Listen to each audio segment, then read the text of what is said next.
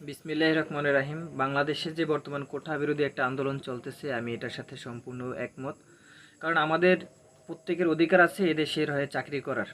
মাননীয় প্রধানমন্ত্রী একটা কথা অনেক খারাপ লেগেছে, যে আসলে তার কথায় মনে হয়েছে যে মুক্তিযোদ্ধা নাতিপুতিরা ছাড়া আমরা সকলেই রাজাকারের বংশধর। আসলে কি আমাদের অপরাধটা কি তাহলে? মুক্তিযুদ্ধের সময় আমাদের জন্ম হয় না, আমাদের বাপ মায়ের জন্ম হয় না, এই জন্য কি আমরা রাজাকারের ছেলে মেয়ে হয়ে গেলাম এখন? এটা আমরা কখনো আশা করি না এমনটা। বঙ্গবন্ধুর আদর্শ মেনে আমরা ছাত্রলীগ করেছি একটা সময়, তাই বলে এমনটা নয় যে আমরা ছাত্রলীগ করছি বলে আমাদের সব কিছু মেনে নিতে হবে। বঙ্গবন্ধুর আদর্শ মেনে রাজনীতি করছি, এখনও তার আদর্শ মেনে আমরা চলি। বঙ্গবন্ধুর আদর্শ কখনো এমনটা ছিল না যে অন্যায়ের কাছে কখনো মাথা নত করো। আসলে বঙ্গবন্ধুর স্মৃতিগুলো এখনও বাংলাদেশে রয়ে গেছে, কিন্তু বঙ্গবন্ধুর আদর্শটা এখন আর বাংলাদেশে নাই। এটা সত্যি দুঃখজনক একটা বিষয়।